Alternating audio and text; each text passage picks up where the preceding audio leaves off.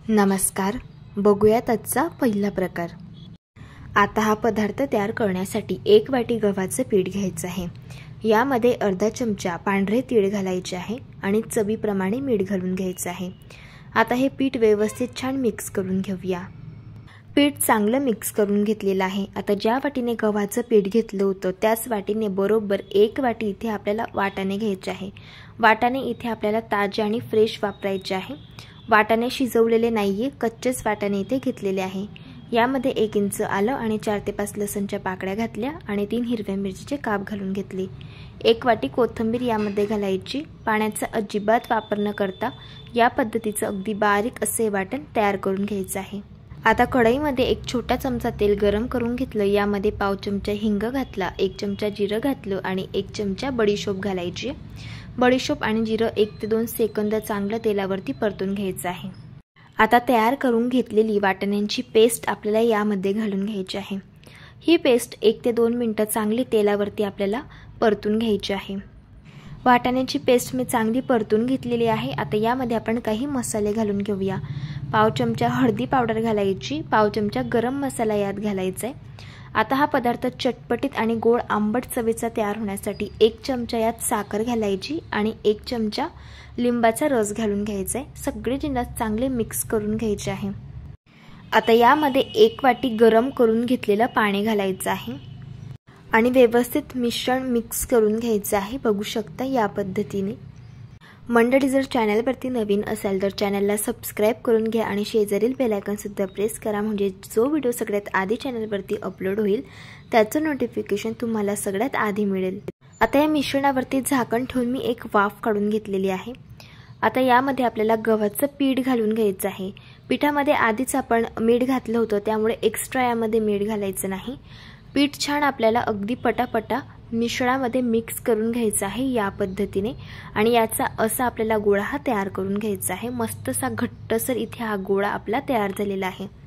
Gas बंद करायचा आहे आणि हे मिश्रण एका ताटामध्ये थंड होण्यासाठी काढून घ्यायचं आहे। इथे आपण 1 वाटी गव्हाचं पीठ आणि 1 वाटी पाणी वापरलेलं आहे, तर हे जे प्रमाण आहे पाण्याचं ते अगदी परफेक्ट आहे। मिश्रण हलकं थंड झाल्यावरती छान 2 ते 3 मिनिटं मळून घेतलंय। आता याच्या आपल्याला कचोऱ्या तयार करायच्या आहे। साधारण लिंबाच्या साईज एवढा गोळा घ्यायचा, याला गोलाकार शेप देऊन घ्यायचा आणि नंतर याला टिक्कीसारखं असं प्रेस करून घ्यायचंय आणि याच्या छोट्या छोट्या छान आपल्याला या पद्धतीने कचोऱ्या या तयार करून घ्यायच्या आहे। आता कचोऱ्या फ्राय करण्यासाठी तेल आपल्याला मध्यम टेम्परेचरवरती गरम करून घ्यायचं आहे आणि तेलामध्ये कचोऱ्या घालून घ्यायच्या आहे। गॅसची फ्लेम आपल्याला मीडियम ठेवायची आणि कचोऱ्या मस्त क्रिस्पी आणि कुरकुरीत होईपर्यंत दोन्ही साइडने फ्राय करून घ्यायचे आहे।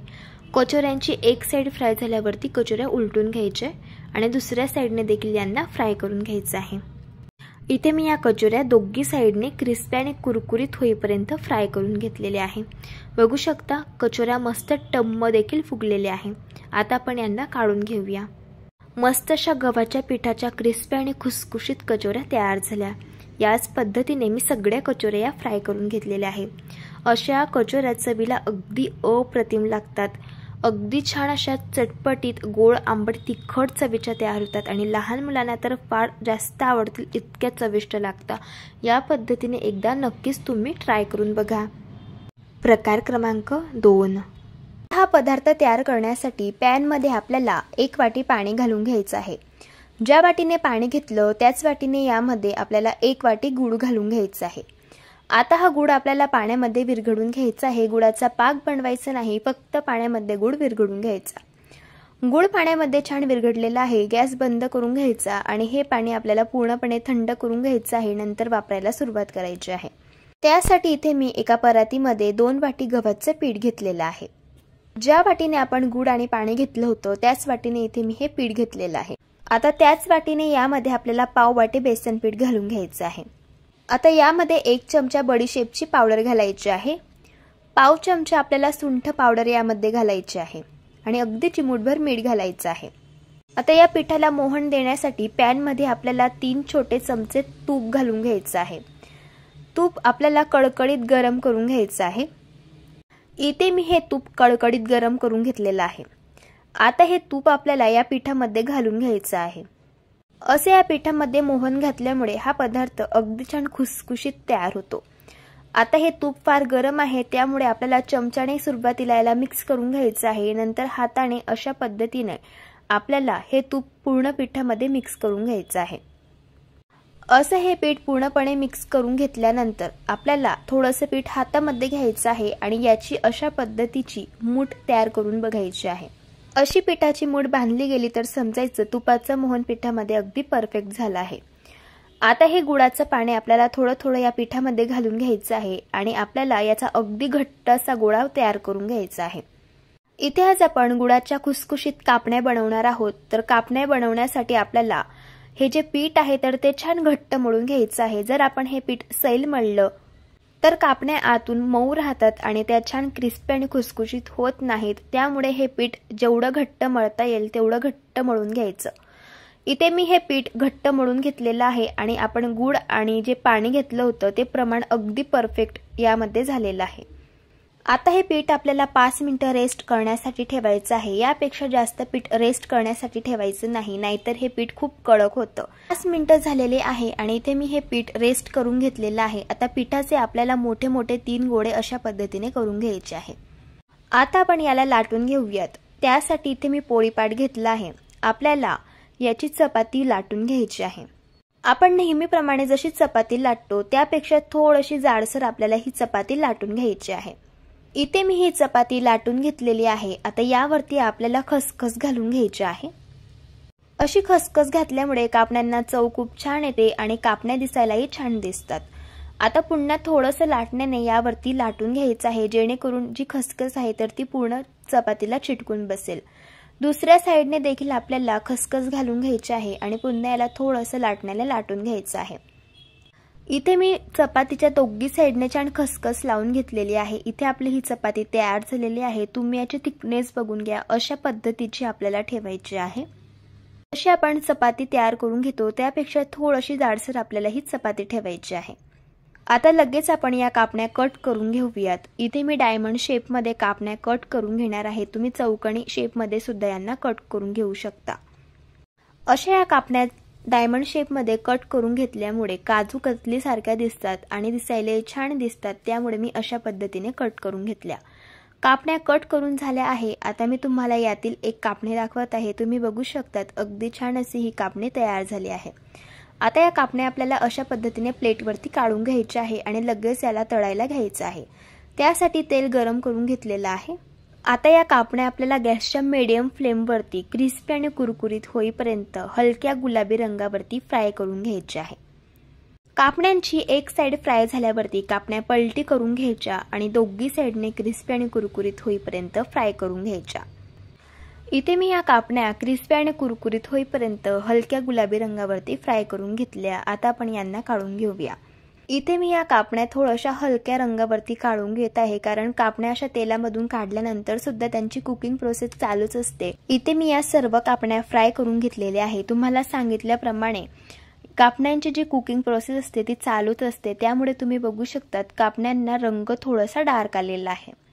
या कापण्या चवीला तर अगदी छान लागतात. मस्त छान क्रिस्पी आणि खुसखुशीत अशा या कापण्या तयार झालेल्या आहेत.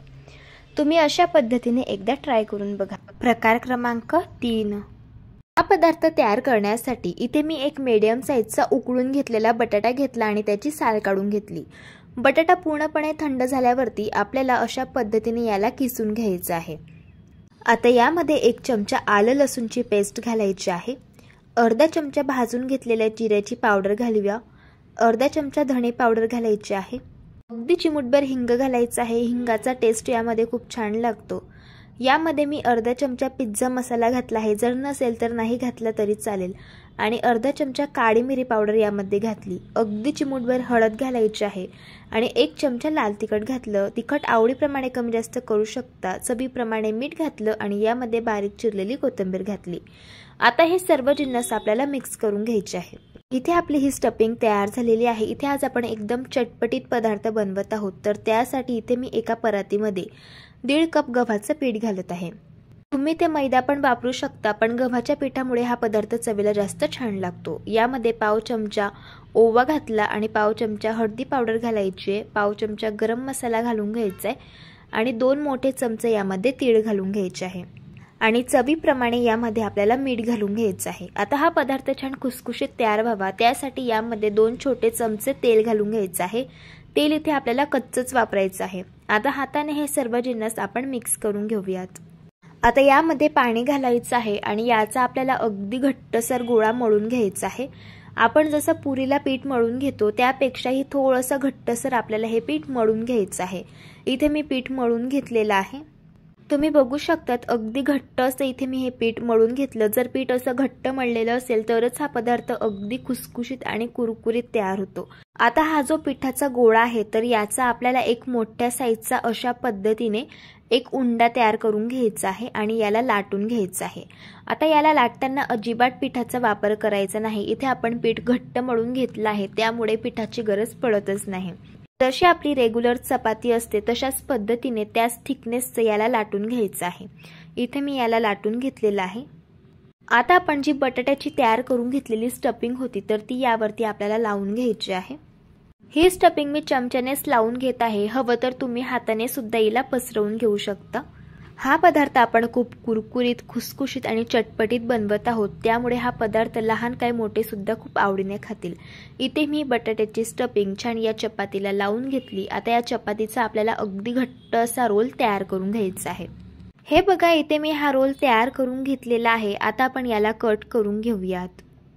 आता हा रोल आपल्याला 2 पार्ट्स मध्ये अशा पद्धतीने कट करून घ्यायचा आहे आणि साधारण 1 सेंटीमीटरचं अंतर ठेवायचं आणि अशा पद्धतीने याच्या आपल्याला वड्या कट करून घ्यायच्या आहे।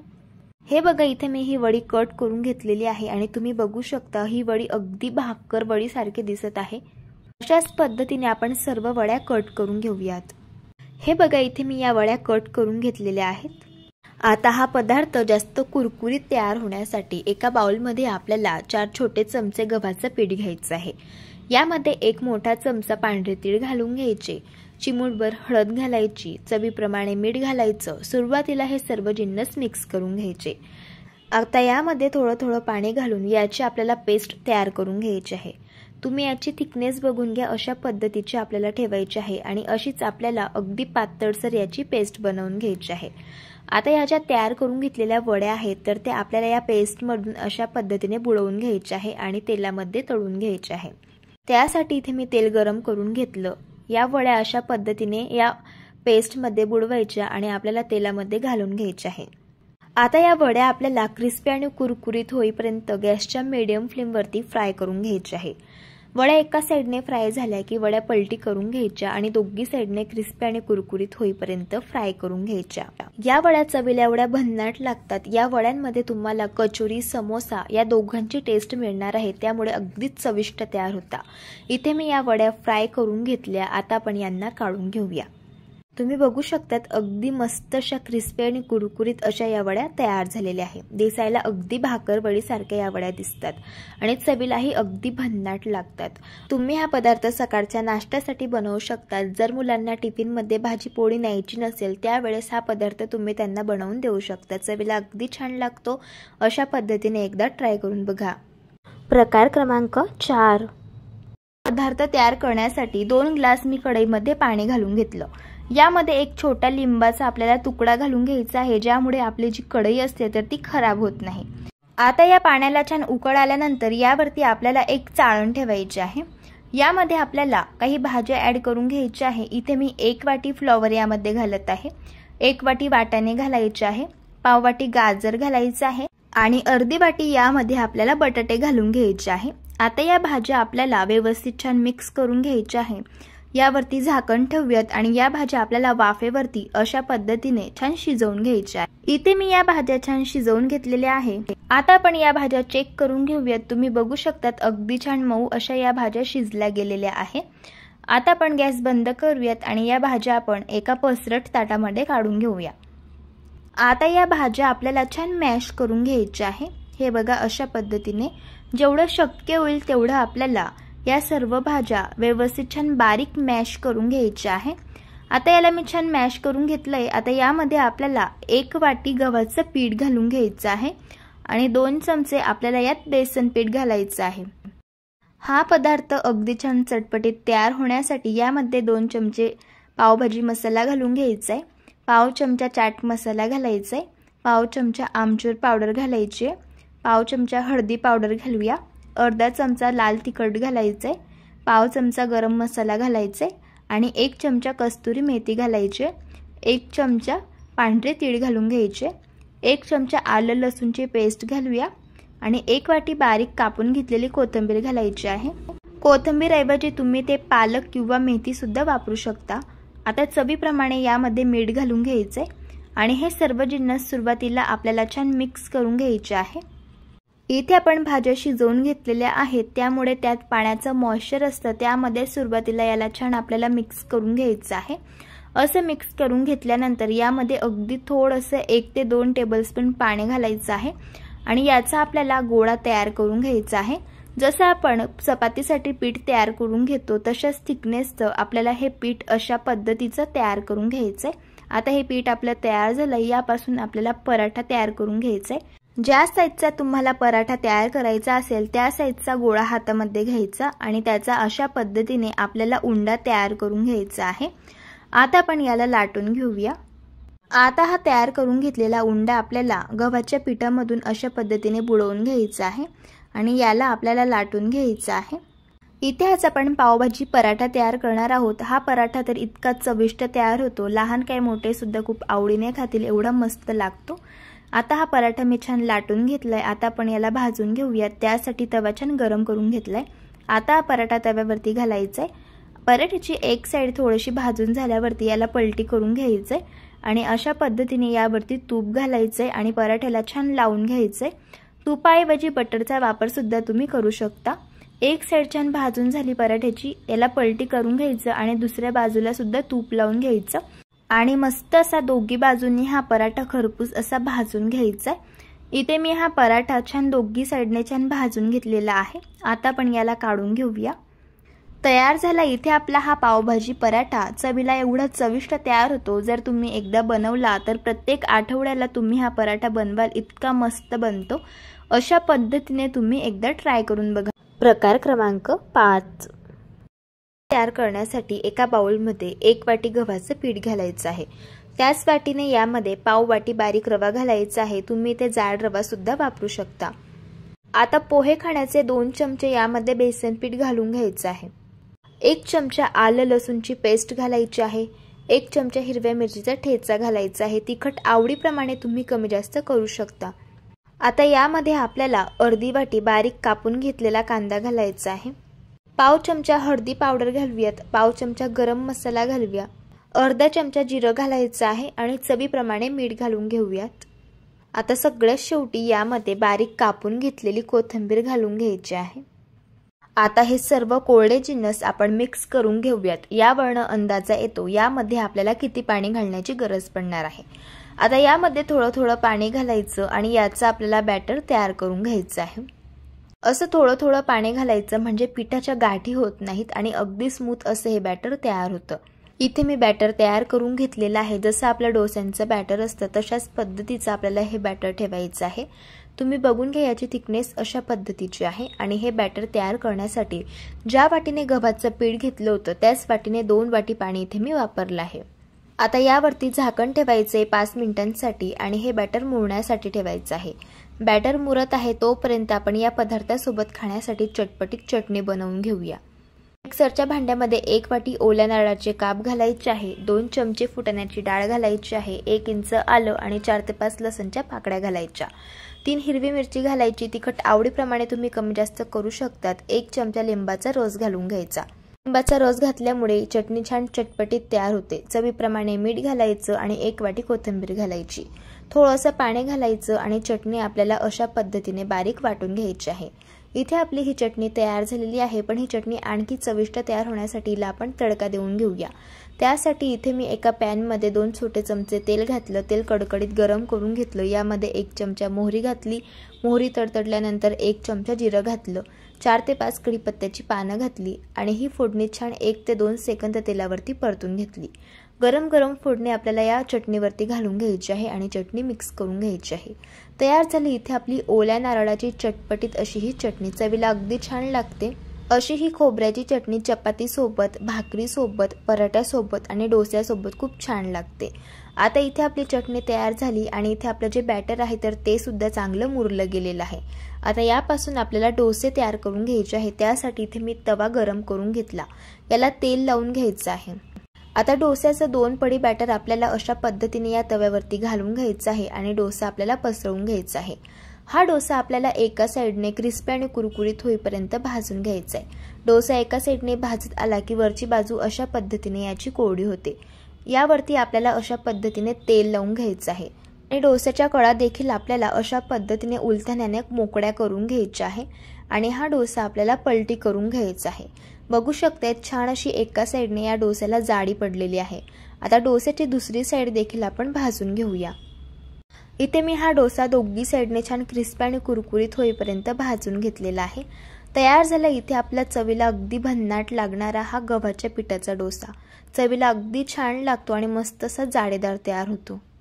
हे डोसे दिसायला एवढे सुंदर दिसतात, त्यापेक्षा चवीला अगदी अप्रतिम लागतात। लहान काय मोठे सुद्धा खूप आवडीने खातील एवढे चविष्ट हे डोसे तयार होतात आणि मस्त असे जाळेदार, मऊ आणि स्पंजी असे बनतात। अशा पद्धतीने तुम्ही एकदा ट्राय करून बघा। प्रकार क्रमांक 6, ही पाववाटी मुगाची डाळ 2 तास पाण्यामध्ये छान भिजवून घेतली। आता या डाळवरील पाणी आपल्याला अशा पद्धतीने काढून घ्यायचं आहे आणि डाळमधील 2 टेबलस्पून डाळ अशा पद्धतीने सेपरेट बाजूला काढून घ्यायची आहे। ही डाळ का बाजूला काढून घेतली ते मी तुम्हाला पुढे सांगणारच आहे। आता एका मिक्सरच्या भांड्यामध्ये आपल्याला मुगाची डाळ घालून घ्यायची आहे। यामध्ये आपल्याला 1 चमचा जिरं, 4 ते 5 लसणच्या पाकळ्या, 1 इंच आल्याचे काप, 2 हिरवी मिरची, तिखट आवडीप्रमाणे कमी जास्त करू शकता। पाण्याचा वापर जराही न करता आपल्याला जाडसर अशा पद्धतीने ही डाळ वाटून घ्यायची आहे। आता एका परातीमध्ये 1 वाटी आपल्याला गव्हाचे पीठ घालायचं आहे। यामध्ये वाटून घेतलेली ही मुगाची डाळ आता घालूया आणि बाजूला सेपरेट काढून घेतलेली ही डाळ आपल्याला यामध्ये घालायची आहे। अशी ही डाळ घातल्यामुळे या पदार्थाला चव खूप छान येते। आता पाव चमचा हळद, पाव चमचा लाल तिखट, पाव चमचा गरम मसाला, पाव चमचा धणे पावडर आणि पाव चमचा चाट मसाला घालायचा आहे। चाट मसाल्यामुळे या पदार्थाला चव खूप छान येते। चवीप्रमाणे मीठ घालायचे आणि कोथिंबीर घालायची। आता सगळ्यात शेवटी 2 चमचे साजूक तूप घालायचे। असं साजूक तूप घातल्यामुळे या पदार्थाला चव खूप छान येते। आता हे सर्व जिन्नस सुरुवातीला हाताने छान मिक्स करून घ्यायचे आहे। यावरून अंदाजा येतो यामध्ये आपल्याला किती पाणी घालायचंय। आता थोडं थोडं पाणी घालून याचा आपल्याला छान गोळा मळून घ्यायचा आहे। जसे आपण चपातीचं पीठ मळून घेतो तशाच पद्धतीचं आपल्याला पीठ मळून घ्यायचं आहे। असं पीठ मळून घेतल्यानंतर थोडंसं यावरती तूप घालायचं आणि पुन्हा 1 ते 2 मिनिटं आपल्याला पीठ छान मळून घ्यायचं आहे। इथे मी पीठ छान मळून घेतलेलं आहे। आता इथे आपण मुगाचा पराठा तयार करणार आहोत। ज्या साईजचा पराठा तयार करायचा असेल त्या साईजचा गोळा घ्यायचा आणि याचा आपल्याला अशा पद्धतीने उंडा तयार करून घ्यायचा आहे। आता हा उंडा आपल्याला पिठामधून बुडवून घ्यायचा आहे आणि याला थोडंसं लाटून घ्यायचं आहे। असे याला लाटून घेतल्यानंतर यावरती थोडंसं तूप घालायचं आणि याला अशा पद्धतीने पसरवून घ्यायचं। आता आपल्याला याला फोल्ड करून घ्यायचं आहे। हे बघा अशा पद्धतीने असं याला फोल्ड करून घेतल्यानंतर पुन्हा याला पिठामधून बुडवून घ्यायचं आणि याचा आपल्याला छान पराठा लाटून घ्यायचा आहे। इथे मी गोलाकार पराठा लाटून घेणार आहे। इथे तुम्ही त्रिकोणी पराठा सुद्धा लाटून घेऊ शकता। आता इथे मी पराठा छान लाटून घेतलेला आहे। आता आपण याला भाजून घेऊया। आता इथे मी तवा छान गरम करून घेतलाय। यावरती हा पराठा घालायचा आहे। पराठ्याची एक साइड छान भाजून झाल्यानंतर पराठा पलटी करून घेऊया। यावरती आता तूप घालून घ्यायचं आहे आणि दोन्ही साइडने आपल्याला तूप घालून हा पराठा भाजून घ्यायचा आहे। तुपाऐवजी तुम्ही तेलाचा वापर सुद्धा करू शकता, पण तुपामुळे या पराठ्याची चव खूप छान लागते। इथे मी दोन्ही साइडने छान तूप लावून हा पराठा मस्त भाजून घेतलेला आहे। हे बघा इथे आपला हा पराठा तयार झालेला आहे। आता आपण याला काढून घेऊयात। हा पराठा चवीला तर अगदी भन्नाट लागतो आणि जर प्रवासामध्ये पराठा नेत असाल तर 2 ते 3 दिवस अजिबात खराब होत नाही। असा हा मुगाचा पराठा अतिशय पौष्टिक तयार होतो आणि सगळ्यात महत्त्वाचं लहान काही मोठ्यांना सुद्धा फार आवडतो। प्रकार क्रमांक 7, आता एका कढईमध्ये 2 चमचे साजूक तूप घालायचे। यामध्ये 1 वाटी बारीक कापून घेतलेली मेथी घालायची। आता ही मेथीची भाजी आपल्याला 1 ते 2 मिनिटं छान या तुपावरती परतून घ्यायची आहे। हे बघा इथे मी ही मेथीची भाजी छान परतून घेतली आहे। आता याला एका प्लेटमध्ये आपण काढून घेऊयात। आता लगेच एका परातीमध्ये आपल्याला 1 वाटी गव्हाचं पीठ घालायचे, 1 चमचा बेसन पीठ घालायचे, 1 चमचा आलं, लसूण आणि मिरचीची पेस्ट घालूयात। आता यामध्ये आपल्याला पाव चमचा हळदी पावडर घालायची, पाव चमचा गरम मसाला घालायचा आहे, 1 चमचा धणे पावडर घालायची, पाव चमचा ओवा घालायचा आहे आणि 1 चमचा तीळ घालायचे। आता यामध्ये आपण 2 चमचे दुधावरची साय घालूयात। अशी ही दुधावरची साय घातल्यामुळे या पदार्थाला चव खूप छान येते। आता ही तुपावरती परतून घेतलेली मेथीची भाजी घालायची आहे आणि बारीक कापून घेतलेली कोथिंबीर घालायची आहे, चवीप्रमाणे मीठ घालायचं आहे आणि हे सर्व जिन्नस हाताने सुरुवातीला मिक्स करून घ्यायचे आहे। आता यामध्ये थोडं थोडं पाणी घालून आपल्याला याचं पीठ मळून घ्यायचं आहे। जसं चपातीचं पीठ असतं तशाच पद्धतीने आपल्याला याचं पीठ मळून घ्यायचं आहे। इथे मी पीठ छान मळून घेतलेलं आहे। हे बघा, अशा पद्धतीने हे पीठ जास्त सैल पण मळायचं नाही आणि जास्त घट्ट पण मळायचं नाही, जसं चपातीचं पीठ असतं तशाच पद्धतीने मळून घ्यायचं। आता ज्या साईजचा पराठा तयार करायचा आहे त्या साईजचा गोळा घेऊया आणि आता हा गोळा पिठामधून बुडवून घ्यायचा आहे। आता याला आपल्याला थोडंसं लाटून घ्यायचं आहे। असं थोडंसं लाटून घेतल्यानंतर याला आपण तेल लावूयात आणि अशा पद्धतीने याला फोल्ड करून घेऊयात। आता पुन्हा आपण याला पिठामधून बुडवून घेऊयात। आता याचा आपल्याला हा पराठा छान लाटून घ्यायचा आहे। इथे मी पराठा छान लाटून घेतलेला आहे। आता आपण पराठा भाजून घेऊयात। इथे मी तवा छान गरम करून घेतलेला आहे। आता यावरती पराठा घालूयात। पराठ्याची एक साईड छान भाजून झाली की पराठा पलटी करून घ्यायचा आहे आणि यावरती आपल्याला तेल लावून घ्यायचं आहे आणि असं तेल लावून आपल्याला हा पराठा छान भाजून घ्यायचा आहे। तेलाऐवजी इथे तुम्ही तुपाचा वापर सुद्धा करू शकतात। तुपामुळे या पराठ्याला चव खूप छान येते। असं दोघी साईडने तूप लावून आपल्याला हा पराठा छान भाजून घ्यायचा आहे। तर इथे आपला पराठा मस्त मी भाजून घेतलेला आहे। आता आपण याला काढून घेऊयात। तर तयार झाला इथे आपला हा चटपटीत असा मेथीचा पराठा। जर तुम्हाला आजच्या या सर्व रेसिपीज आवडल्या असतील तर रेसिपीला लाईक करा, चॅनलला सबस्क्राईब करा आणि शेजारील बेल आयकॉन प्रेस करायला विसरू नका। व्हिडिओ जास्तीत जास्त शेअर करा। तर चला भेटू एका मस्त अशा चमचमीत रेसिपी सोबत। तोपर्यंत धन्यवाद।